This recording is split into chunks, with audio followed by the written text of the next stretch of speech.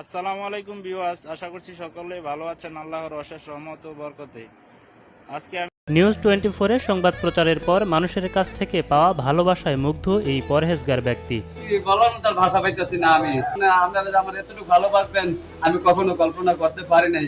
সম্প্রতি Lalmonirhat railway station মসজিদে নামাজ পড়তে গিয়ে অটোরিকশা হারান রমজান আলী। 10 জনের দানের টাকায় কেনা একমাত্র সম্বল রিকশাটি ফিরে পেতে মসজিদের সামনে জিকির করতে থাকেন তিনি। পরে সেই ঘটনায় নামাজ পড়তে গিয়ে রিকশা হারালেন রমজান শিরোনামে সংবাদ প্রচার করে নিউজ 24।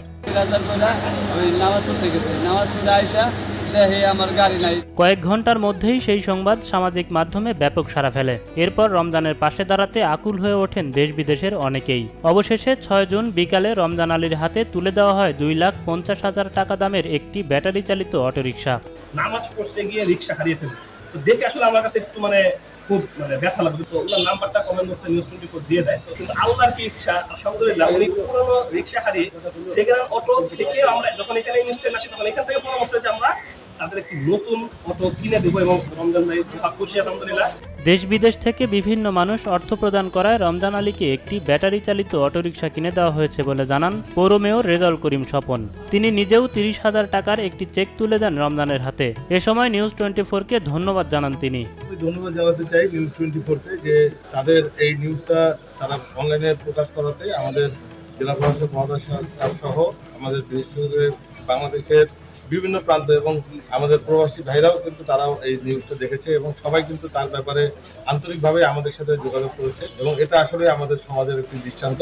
নিউজ 24-এর সংবাদ দেখে রমজানের পাশে দাঁড়িয়েছেন বলে জানান লালমনিরহাট জেলা পরিষদ চেয়ারম্যান আবু বকর সিদ্দিক শ্যামল। তিনিও 20,000 টাকার একটি চেক তুলে দেন সবার ভালোবাসায় আসক্ত নামাজি রমজানের হাতে। আপনাদের এই নিউজ 24 চ্যানেলে যখন ওই রমজান নিউজটি প্রচার হয়, এটি আমার দৃষ্টিগোচর হয়েছে। হওয়ার পরে আমি জেলা পরিষদের মাধ্যমে 20,000 টাকা একটা চেক তাকে তুলে দিয়েছি। তাকে যতটুকু করেছি সহযোগিতা করেছি। এটা আমাদের জুন মাস অর্থ বছর পড়েছিল, আগামী অর্থ বছর তাকে আমরা জেলা পরিষদের মাধ্যমে আবার ইনশাআল্লাহ সহযোগিতা করব। বিপদের সময় দেশ বিদেশের সবাই পাশে দাঁড়ানোয় খুশি রমজান। এ সময় সৃষ্টিকর্তার প্রতি শুকরিয়া আদায় করেন তিনি। আপনারা আমার এতটুকু ভালোবাসবেন আমি কখনো কল্পনা করতে পারি নাই। আমি জীবনটা দিতে বাধ্য আলহামদুলিল্লাহ।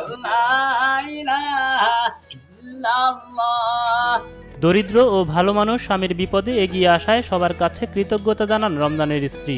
পাগলের মতো হয়ে গেছিল, পরে সবাই সহযোগিতা করছে, আমার স্বামী সবাই সহযোগিতা করছে, এতে আমি অনেক খুশি, কৃতজ্ঞ আপনাদের কাছে। এদিকে অসহায় রমজান আলীর জন্য একটি বাড়ির ব্যবস্থা করে দেওয়ার আশ্বাস দিয়েছেন লালমনিরহাট জেলা প্রশাসক মোহাম্মদুল্লাহ। আপনার আসলেই ধন্যবাদ পাওয়ার যোগ্য। আপনার যদি এই নিউজ 24 না আসতো তাহলে আমাদের এত লোকজনের নজরে আসতো না। পাশাপাশি আজকে জানতে পারলাম যে তার আসলে থাকারও ঘর নেই। তো আমরা চেষ্টা করবো যে আগামী দিনে তিনি যেন থাকতে পারেন, সেই বিষয়ে তার একটি ঘরের ব্যবস্থা করে দেওয়ার জন্য। নাটোরে